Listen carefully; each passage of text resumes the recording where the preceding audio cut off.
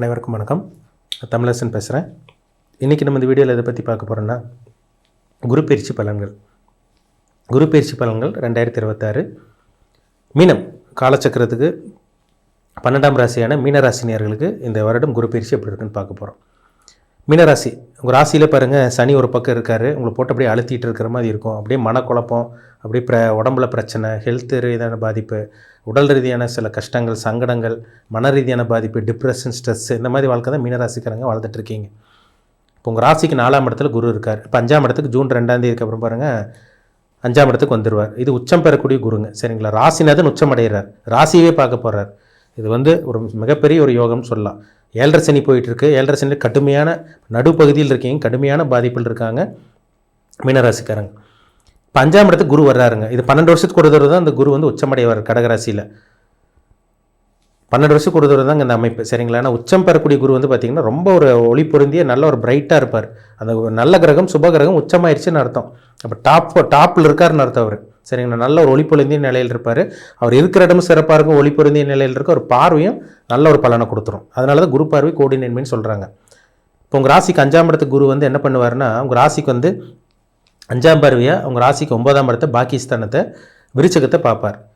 7ஆம் பார்வையாக உங்கள் ராசிக்கு 11ஆம் இடமான லாபஸ்தானத்தை, மகர ராசி பார்ப்பார். 9ஆம் பார்வையாக உங்கள் ராசியவே, ஜென்ம ராசியவே பார்ப்பார் குரு, சொந்த வீட்டையே பார்ப்பார். அப்போ இது இந்த குரு பயிற்சி நல்ல குரு பயிற்சிங்க மீனராசிக்காரங்களுக்கு. கஷ்டத்தில் இருந்தவங்களுக்கு ஒரு நல்ல ஒரு விஷயம் நடக்குன்னு சொன்னால் அது மீனராசிக்காரங்களுக்கு தான். ஏன்னா நிறைய கஷ்டப்பட்டுட்டீங்க, நிறைய போராடிட்டீங்க. கடந்த காலமெல்லாம் பார்த்திங்கன்னா அது 2025 உங்களுக்கு சுத்தமாக சரியில்லாமல் இருந்திருக்கும். ஜென்ம சனி போட்டு உங்களை போட்டு ஆட்டி படைச்சிருக்கும்.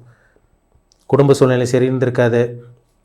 அதேமாதிரி வேலை போல் ஒர்க்லோடு அதிகமாக இருந்திருக்கும். மன உளைச்சல், பணப்பிரச்சனை எல்லாம் உங்களுக்கு இருந்திருக்கும். இப்போ உங்கள் ராசிக்கு பாருங்கள், குரு உங்கள் ராசிக்கு 5ஆம் இடத்துக்கு வர்றாரு. அப்போ 5ஆம் இடத்துக்கு வந்தோடனே என்ன பண்ணுவாருன்னா, புத்திர பாக்கியத்தை கொடுப்பாரு உங்களுக்கு, சரிங்களா? கவலையப்படாதீங்க. மீனராசிக்காரங்களுக்கு பார்த்திங்கன்னா ஜென்மசனியில் எப்படி குழந்தைன்னா அப்படியெல்லாம் கிடையவே கிடையாது. ஜென்மசனியில் மேக்ஸிமம் பாருங்கள் 7.5 சனியில் ஜென்மசனியில் கல்யாணம் நடக்கும், குழந்தை பாக்கியம் கிடைக்கும். நான் நிறைய வீடியோவில் சொல்லியிருக்கேன். இப்போ 5ஆம் இடத்துக்கு வரக்கூடிய குரு புத்திர பாக்கியத்தை கொடுப்பார். கண்டிப்பாக உங்களுக்கு அந்த தெய்வ அனுகிரகம், ஆன்மீக சிந்தனை தான் அதிகரிக்கும் இந்த ஜூன் 2ஆம் தேதிக்கு அப்புறம். ஏன்னா மைண்டு 5ஆம் இடங்கிற எண்ணம், புத்தி, சிந்தனை. அப்போ அந்த 5ஆம் இடத்துல குரு உச்சமடைகிறனால ஆன்மீக எண்ணங்கள், ஆன்மீக சிந்தனை இதெல்லாமே கொஞ்சம் அதிகரிக்கும். அதேமாதிரி பார்த்திங்கன்னா உங்களுக்கு புத்திர பாக்கியம் உங்களுக்கு கண்டிப்பாக கிடச்சிரும். உங்களுக்கு தெய்வ அனுகிரகம், குலதெய்வ அனுகிரகம், இந்த மாதிரி சில விஷயங்களை உங்களுக்கு கிடைக்கும். குலதெய்வம் என்னன்னு தெரியாதவங்களுக்கெல்லாம் குலதெய்வம் என்னன்னு இந்த காலகட்டங்களில் தெரிய வரும், சரிங்களா? குழந்தைகளால் நன்மை நடக்கும். 5ஆம் இடத்துல இருக்கா குரு உச்சமடைகிறாரா, புத்திர பாக்கியத்தை கொடுக்கும். இந்த குழந்தை இருக்குங்களா, குழந்தைய நினச்சி கஷ்டப்பட்டுட்டு இருக்கீங்களா, குழந்தைங்கனால அந்த கஷ்டங்களெல்லாம் கம்மியாகும். குழந்தைய நினச்சி நீங்கள் வருத்தப்பட மாட்டீங்க இந்த டைமில். ஏன்னா 5ஆம் இடத்துல குரு வந்துட்டாலே குழந்தைங்கனால பிரச்சனை, குழந்தைங்கனால கஷ்டம் இதெல்லாம் இருக்காது. குழந்தைங்கனால வருத்தப்படுறது, குழந்தைங்க நினச்சி ஃபீல் பண்ணுறது அதெல்லாம் இருக்காதுங்க. அப்போ குழந்தைங்கனால உங்களுக்கு நல்லது நடக்க போகுதுன்னு அர்த்தம்.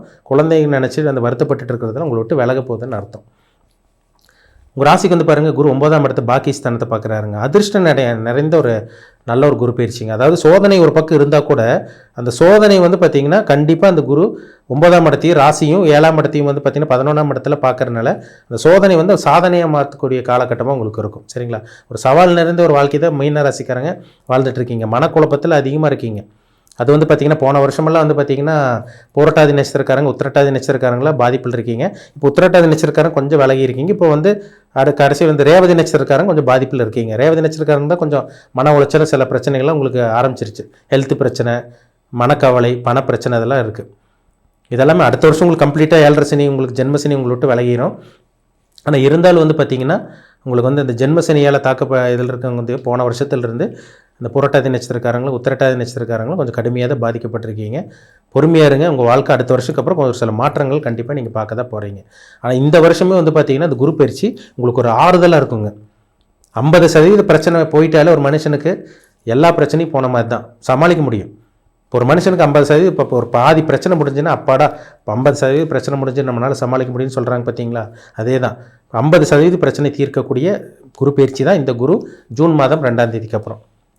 இது அற்புதமாக இருக்குங்க, நல்லா ரொம்பவே இருக்கும். ஏன்னா உங்கள் ராசிக்கு, உங்கள் ஜென்ம ராசியை குரு பார்க்குறாருல, ராசியில் சனி இருக்கார், உங்களை போட்டு அழுத்திட்டு இருக்காரு, கஷ்டத்தை கொடுக்குறாரு, மன உளைச்சல் கொடுக்குறாரு, பணப்பிரச்சனை கொடுத்துருப்பாரு, கடன் அதிகமாக இருந்திருக்கும், அதை நினச்சி வருத்தப்பட்டிருப்பீங்க, ஹெல்த் ஆரோக்கியத்தில் டவுன் ஆகிருப்பீங்க, ஹெல்த் டவுன் ஆகிருக்கும்.